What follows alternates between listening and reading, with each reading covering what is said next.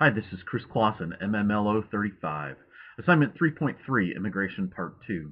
A video response to the questions posed regarding the internment of Japanese Americans during World War II. In the U.S. government video, the announcer closes with the statement, "We are setting a standard for the treatment of people who may have loyalties to an enemy nation. We are protecting ourselves without violating the principles of Christian decency." This statement leaves me with sadness and disappointment. The United States government had an opportunity to react to the country of Japan and its participation in the war without destroying the lives of U.S. citizens.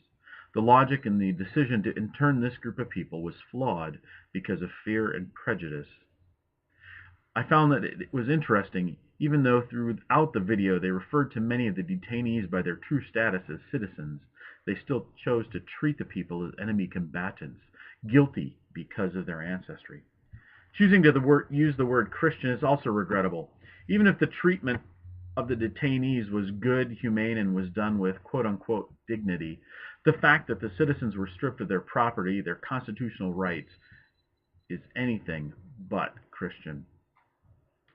Question 2 asks, what are your reactions to the overall message conveyed by the U.S. government through this explanation for forcing Japanese Americans into internment camps? I think that today we can be overwhelmed with the viewpoint of the protester or people vehemently arguing their point of view. Sometimes that gets to be a bit much. However, the video presented internment of the Japanese citizens, as such a good and positive solution for the Americans who just happen to have Japanese ancestry. It strains all credibility. From our vantage point today, and I'm sure from many at that time, giving up homes, businesses, and property was not nor would be a thrilling and positive experience. George Takei gets into some of this in his interview that we were also asked to watch. In his interview, he actually experienced being one of the people that were put into these internment camps. It's interesting, while Nazi Germany was literally trying to exterminate a people group, the Jews, we in the United States, simultaneously, were incarcerating a different people group because of their ancestry.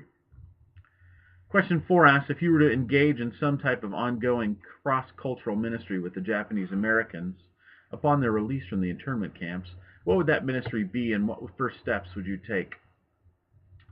That would be a very tough ministry because the people that time had already experienced a quote-unquote Christian response to their cultural background.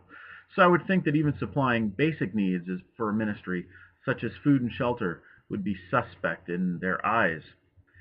Meeting basic needs probably still would be the first step that I would take as a ministry, but it would have to be very relational and not just programmatic, because building trust in an outside organization, again, would be difficult to create. So, very unfortunate scene in our nation's history, and one that I hope we won't repeat, and one that I think we have many things to learn from. Thanks for letting me respond.